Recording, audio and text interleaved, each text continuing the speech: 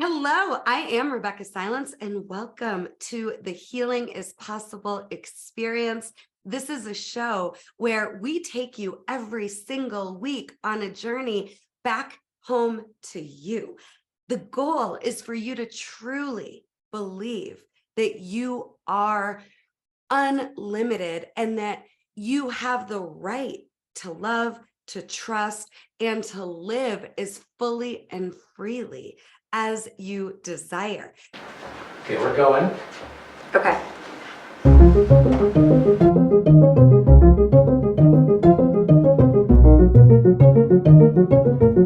3, 2, 1, we're going.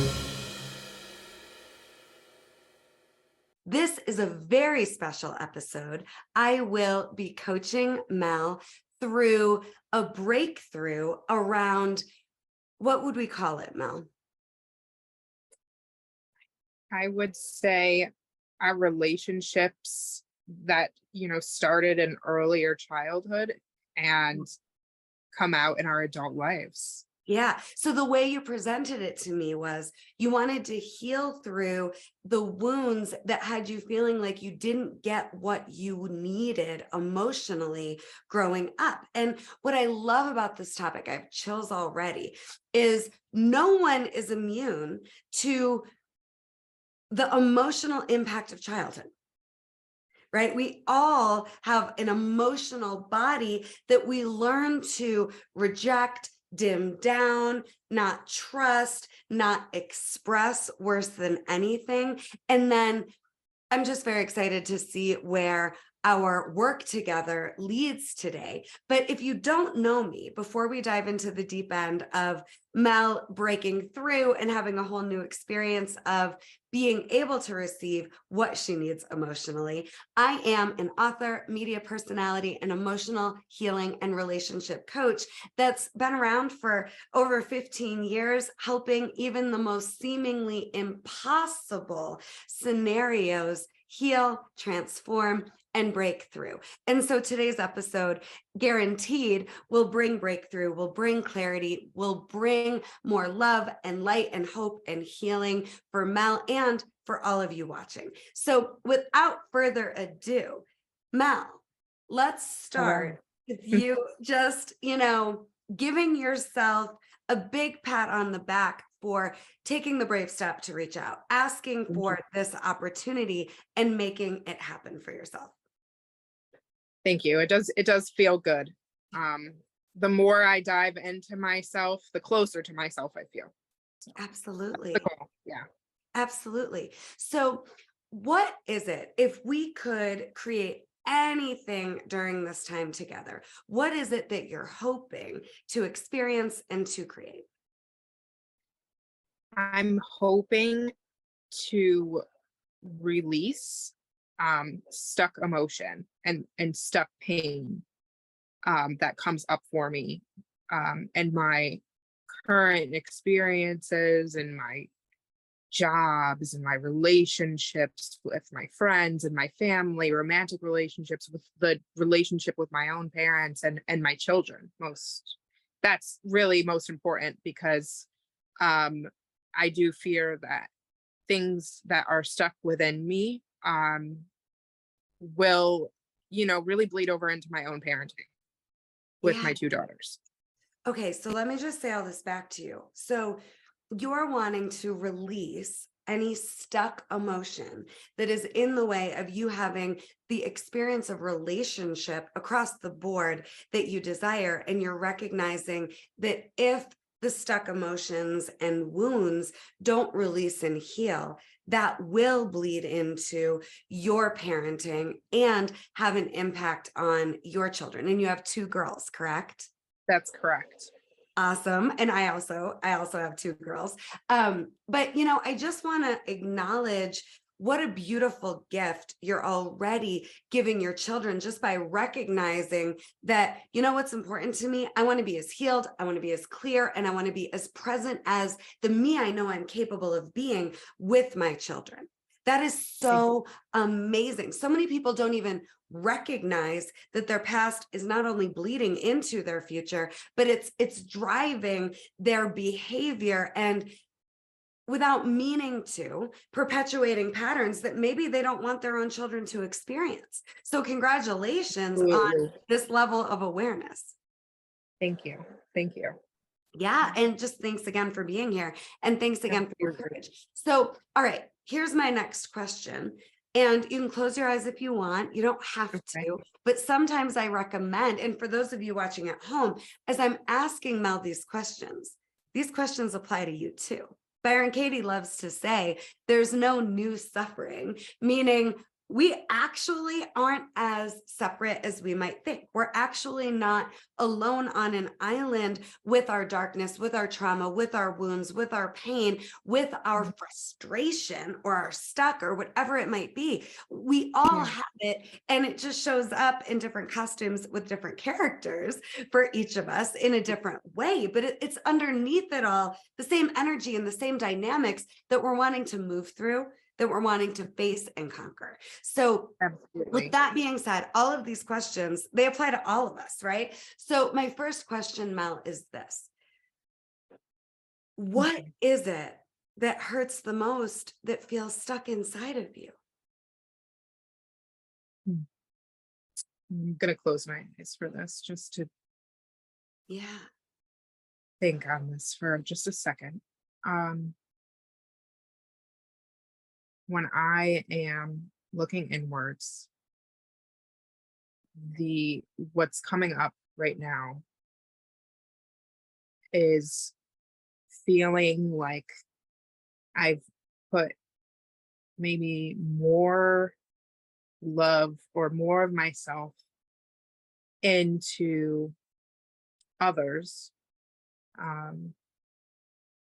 And many times they weren't in the capacity or healed themselves to reciprocate or to make me feel validated. So I what's coming up for me, Rebeccah, is like this internal feeling of maybe not feeling good enough, but not having my feelings validated for quite some time.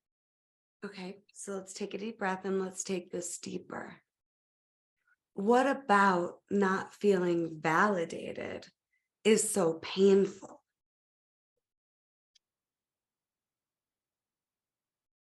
It's painful. Um,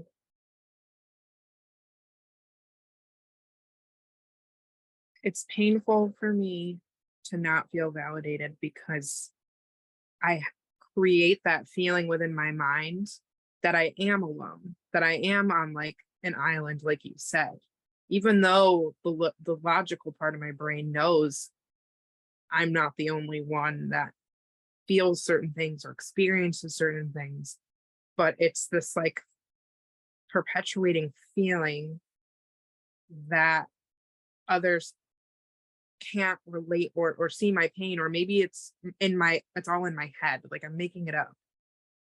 It's like I convince myself I'm almost crazy for feeling the way I do. You're not crazy. Can you say that out loud? I'm not crazy. I'm not crazy. Can you say out loud, nothing's wrong with me? Nothing is wrong with me. So is what hurts the most that you don't feel validated, or is it this experience of alone? The experience of alone. Okay, take a deep breath. And if there are any emotions coming up, let's welcome them. Our emotions are the gateway to freedom. And I think that's really what we all seek, is freedom from the pain, freedom from the wound, freedom from the pattern. So is it accurate to say what is hurting you the most is no matter how much you love, no matter how much you give, no matter how hard you try, no matter how surrounded you are by people, you still feel alone? Absolutely. You nailed it. Take a deep breath and just tell me what you're feeling as we recognize essentially what the real issue here is. Yeah. I'm feeling this inner sadness. I, when I think throughout my life, when I think about my most happy and joyful moments or my most painful moments. I think the underlining emotion that comes up, and it's coming up for me right now, is just sadness, And what just would, being yeah, sad. what would it be like to get even closer to that sadness right now?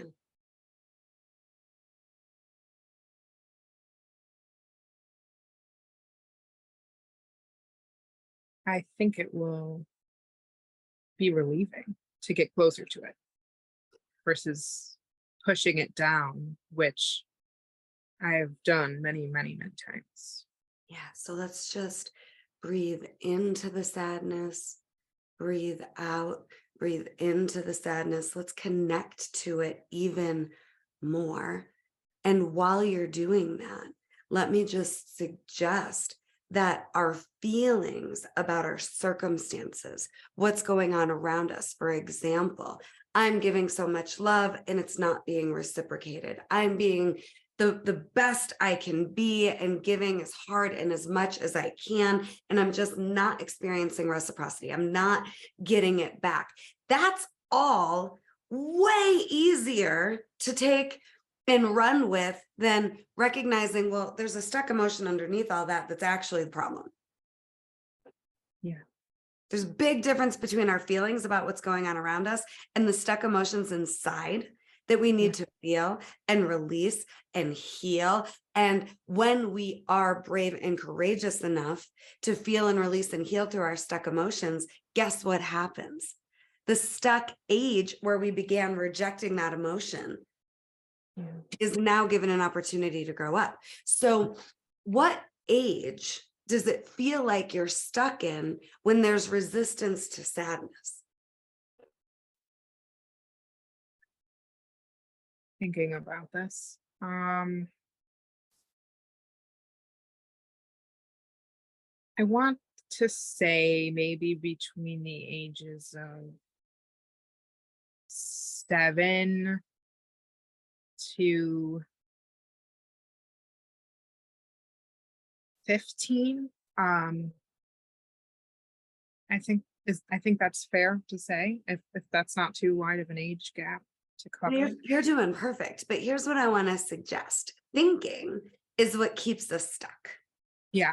And our thinking is likely the problem in terms of reinforcing this core belief that you have that no matter what, you're still going to feel alone.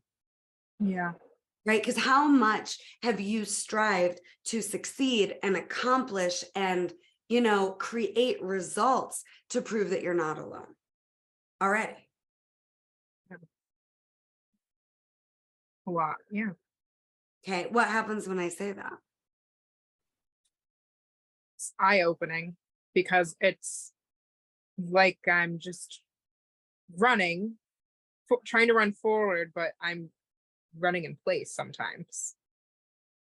It's a great Because yeah, like I'm trying to continue to leap forward, and sometimes we might leap forward and then I'm running in place. and it doesn't change how you feel. Yeah, exactly. Okay. So I want to invite you for the rest of our time together today to really, when your brain wants to tell you, okay, let's think about this. I want to invite you to not actually be focused on what do I think? That's your mind. What is it that your body and your soul and your spirit want you to know? What's the truth? And can you, now that we've connected to sadness, I want to invite you to close your eyes again and breathe into your body and tell me where in your body that sadness is stuck. Like in the pit of my stomach. Okay. Yeah.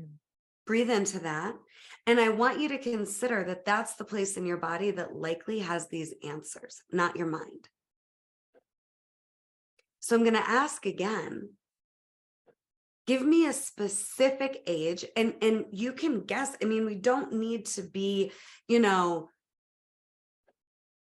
finding some right answer. There is no right answer. But I do want you and everyone watching to recognize that our pain patterns begin in a moment, and they also heal and transform and get knocked in a new direction in just a single moment. So something happened, Yeah. and then more evidence was built, and the pattern just kept getting reinforced and reinforced and reinforced and stronger and stronger and stronger. So I Yeah. believe you that alone from 7 to 15 was essentially the rule you were living by.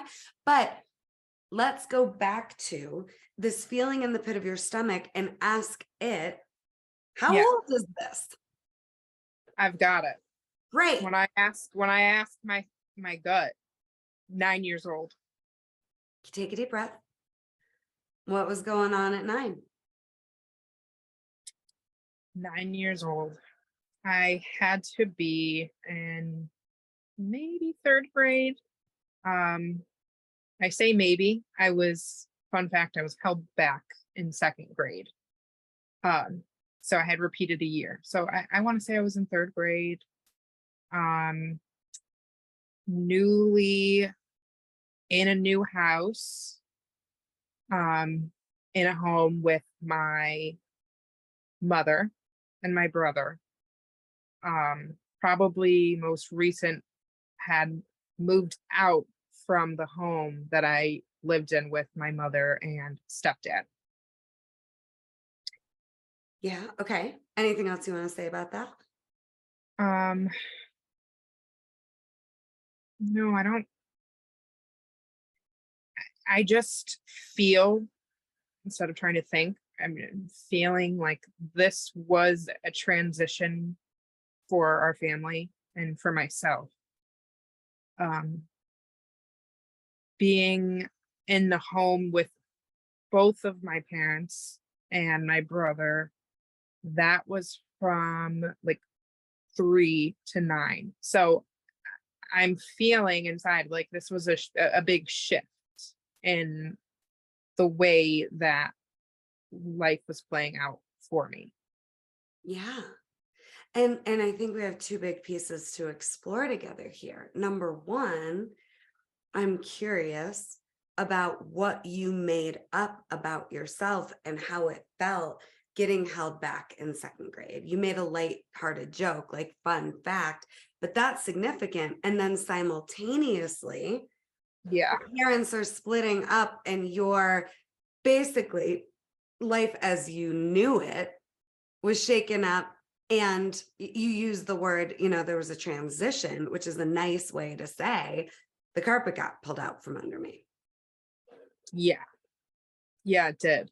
It did. Going back, I know initially being held back in second grade, my initial reaction was excitement because I knew I was going to have the same teacher again. And I loved her, and I just adored her, and I think she adored me, and I loved her teaching style. We just really connected. And she was just this friendly, familiar face that she would walk her dog past my house every day. And I was just so excited to see her and to be at school. So when I found out I got to be in her class again, I was like, sign me up. Yes, I want to stay. I'm so excited. I get another year with her. Because I think for myself and maybe other children as well, it's when you really take to a teacher and you move on, that can be tough, especially if down the road you get somebody you don't feel super happy to see.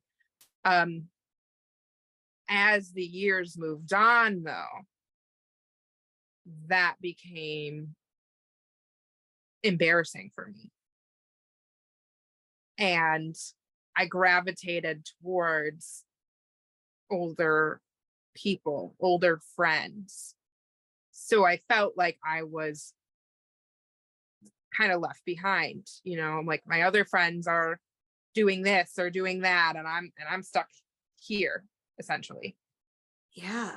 So what age were you when you started to feel embarrassed and left behind after we had this experience of initial excitement and feeling like this was the right thing, this was a good thing?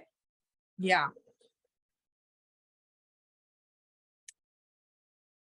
Fifth grade, maybe. Okay.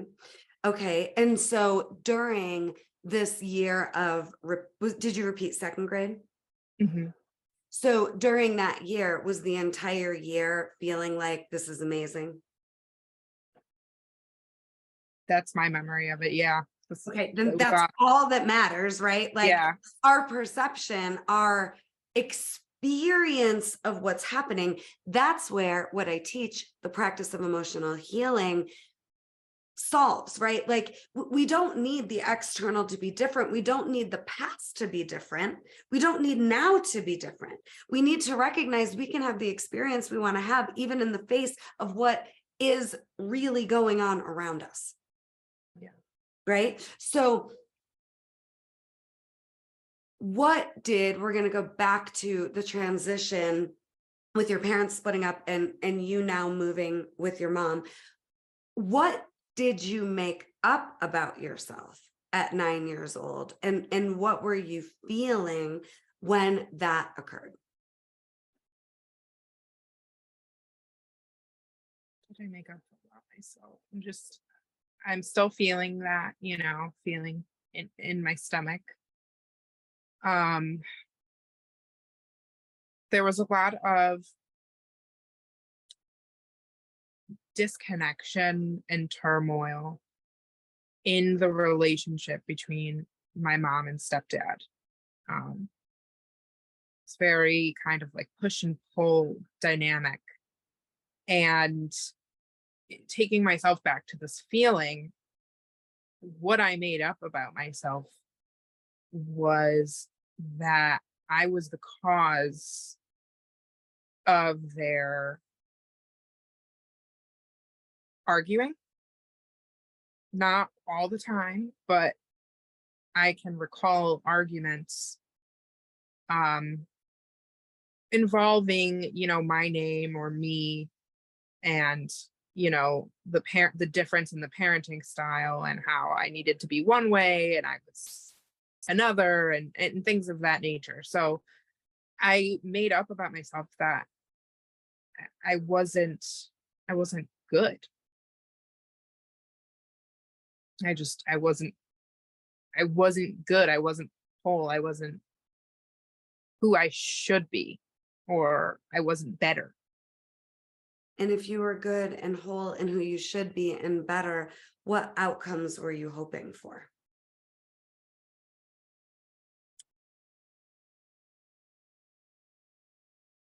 More positive praise, to be and feel more understood and not so alone. Take a deep breath and feel that. And was it about needing more validation and praise and not feeling alone, or was it about, hey, I'm here too? Do I matter? That sounds right. That feels right. That's what I'm feeling. So if you can keep your eyes closed, you're doing great. Let the emotions come. If you can see 9-year-old Mel trying to just pour more love, be better, in the hopes that that would change the dynamics, what did she actually need?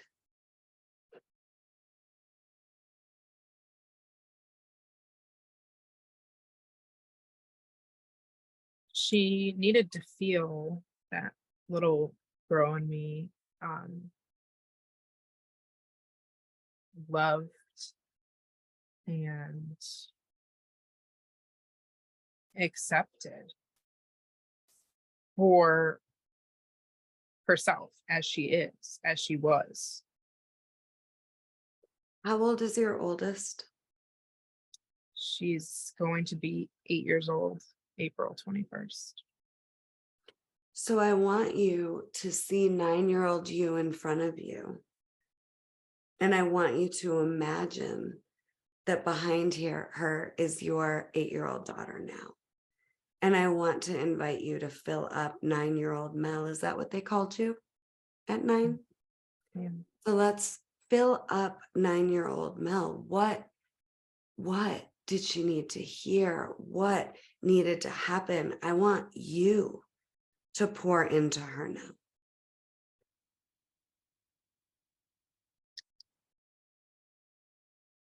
So imagining my daughter in place of me, um, to be reminded often and every day that she matters, she is important, her opinions matter, her emotions and feelings matter, um, that her uniqueness is an asset, and to be unique and accepting of your true self. It doesn't, you don't have to, stand out in a bad way. It's okay to be different, and it's okay to be alike, and it's okay to be yourself. I think that's the most important piece that I'm trying to convey. In my gut, I'm feeling that nagging feeling that however I did things or went about my days, there was always something to criticize. So that being said, just those affirmations, speaking it into her that, she's beautiful inside and out, to be kind, but to not take any crap. And your voice matters. Even though you're a child, your voice matters. So I noticed something interesting. I wanted you to pour into 9-year-old Mel, and it was way more comfortable to just focus on your daughter. So can we try it again? Yeah. And have you talk to 9-year-old you, just knowing your daughter's behind her, and this work you're doing, you with you, is healing generational pain patterns. Because it's one thing to affirm and to say the right words that we never heard to our own children. But if we're not embodying that, they're caring so much more about how we are with ourselves than about what we say or do with or for them. I can say all day long, your body is beautiful, honor yourself, believe in yourself. But if I'm beating up my body, if I'm dishonoring and disrespecting myself, if I don't believe in myself, even if I'm not saying it out loud, energetically, our kids are freaking brilliant, and they pick up, and then they think something's wrong with them because you're saying one thing, but your actions are incongruent, but something doesn't add up here, right? So your daughter, we got to move out the way for a second. And this is the pattern. Let me give what I needed to somebody else without recognizing it's my job to be in co-creation and collaboration with my own inner child that's not healed. And I don't care how successful you are. I don't care, how many people you lead, how much money you make, how big your house is. If you're not healed with your own inner child, you continue to be a younger version of yourself, beating your head against a wall, frustrated and unfulfilled. And you don't have to live like that. Yeah. Okay, so what happens when I say all this? And then we're going to try it again. Yeah. I'm going to try it again. I'm I'm going to speak to myself, 9-year-old self. My daughter's going to be in the background. So let's take our time. Let's take 3 deep breaths in through your nose, out through your mouth. Ground. You're safe. Whatever emotions come up, they need to be released. Yeah.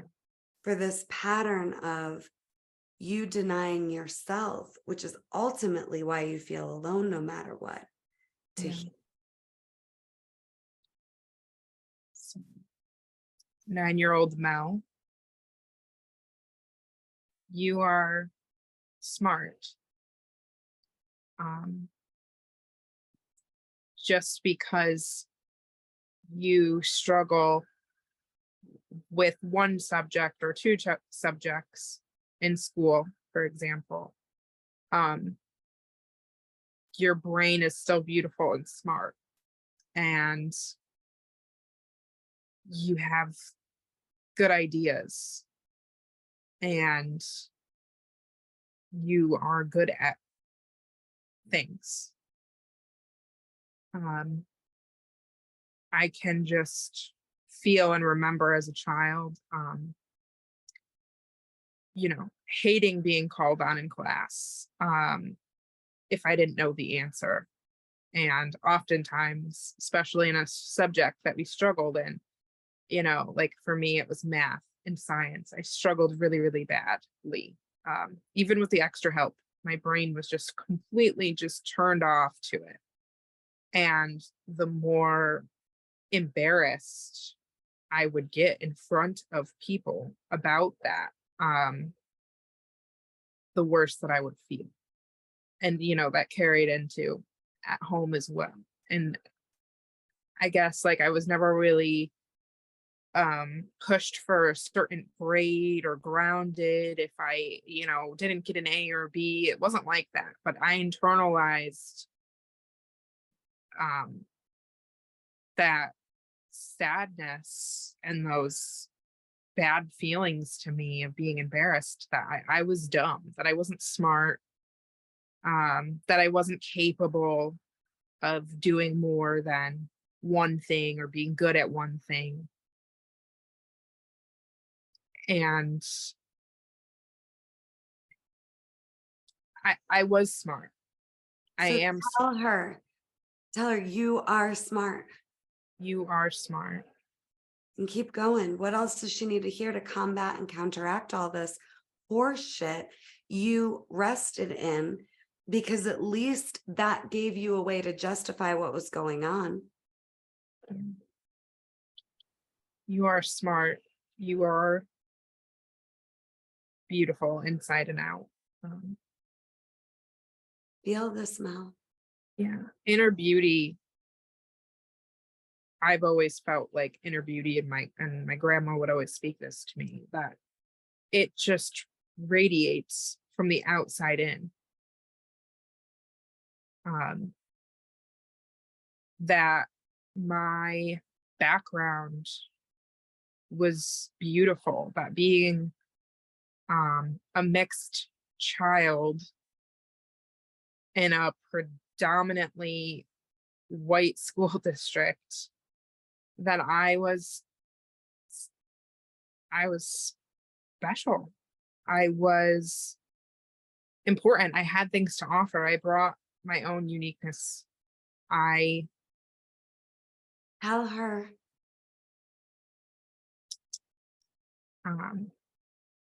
telling her that You're special. you are special. You are great. You are smart. You're valued. And, your physical differences or your inner differences, they make you special. It's okay to be proud of your roots and who you are. It's okay to visit your dad and really feel connected with him. Like younger me, I loved to be in the car with my dad when he'd pick me up or he'd bring me home to my mom's house, and we would listen to music, all sorts of music. He had this big CD collection in his car, anywhere from like rap to hard rock. And he just exposed me to like this other side to myself that I really resonated with. And it's okay, younger Mel, to want to be like your dad and want to spend time with your dad, regardless of whatever the relationship was between your mom and dad beforehand. And your stepdad. And my stepdad. And Yeah. your mom. Yeah. So can you just tell her now, I want you to lock eyes with her. Tell me when you're there. Okay. Can you let her know she doesn't have to do more to be loved? Do not have to do more to be loved now. You can get out of the hamster wheel and you can just own how deserving and beautiful and wonderful you are. You can own how deserving and beautiful and wonderful you are. You don't have to stay on this hamster. And however it feels genuine, what would it be like to tell her, you're the exception? That makes you extraordinary. You're the exception, not the rule. You see what other people can't see. You feel deeply. Mhm. You care so much. Mhm. None of this means you're not enough. This makes you exceptional. This makes you exceptional. This makes you extraordinary. Feels like a gift.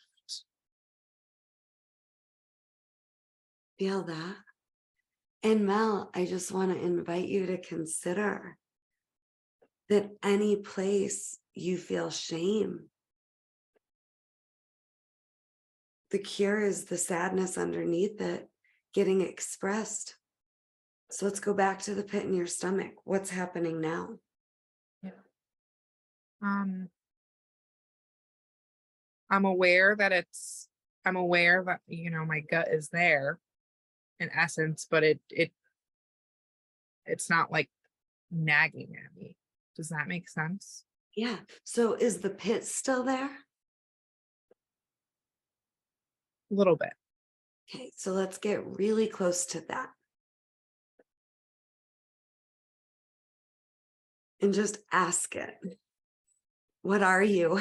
What do you want me to know?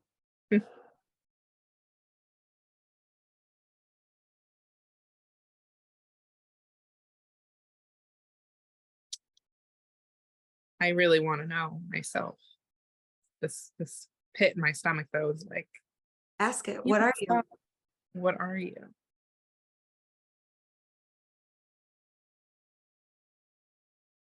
Just like this. It's just like this ball of them, like these little tiny emotions, right? Like I feel this sort of like release as I'm closing my eyes and I'm talking about these things. But I'm feeling more seen. Okay. So that pit in my stomach, like it's a good feeling right now. It's not like that bad, yucky, like gut feeling you get when you just feel something is off. I'm not feeling that. I'm feeling like I'm where I need to be exactly right now. So you're trusting even the uncomfortable and you're seeing yourself for all of you.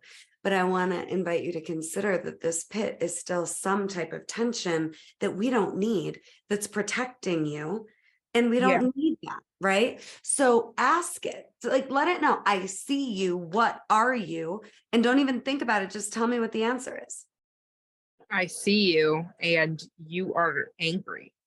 It's anger. Yeah. All right. Well, let's go here. So take a big deep breath. Yeah. And let me just suggest you've been thinking it's sadness because maybe you're more comfortable with sadness than you are with anger. For sure. All right. Well, let me just tell you, if we don't have a healthy relationship with anger, we're going to be blocked. We're going to be stuck until and unless we have a healthy relationship that includes a willingness to be with emotions as they come up. Our need to prevent ourselves from feeling these emotions that we don't trust Yeah. keeps us feeling separate and alone. Yeah. Okay. Yeah. I'm resonating. Say out loud, it's okay to be angry.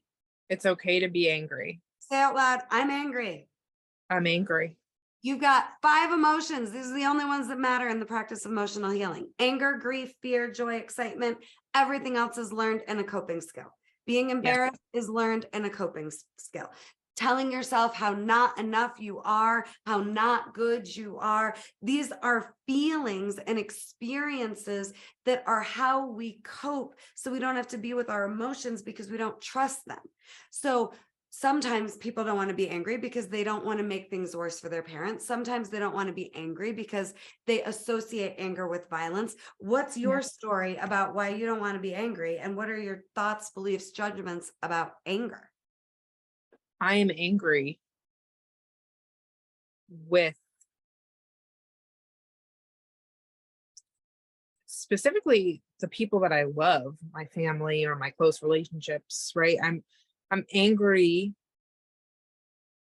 at the people that I feel caused me pain So take from a that deep like breath. pit of my stomach. I'm Okay. angry. Okay. So we're going to stop here and we'll be back next week finishing up with Mel.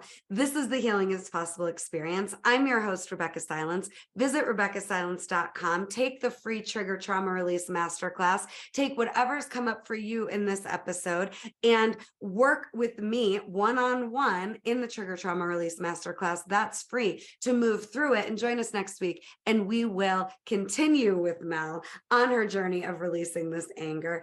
Healing is possible for me, for you, for all of us. I love you. The world needs you healed so you can make your difference. We will see you again next week.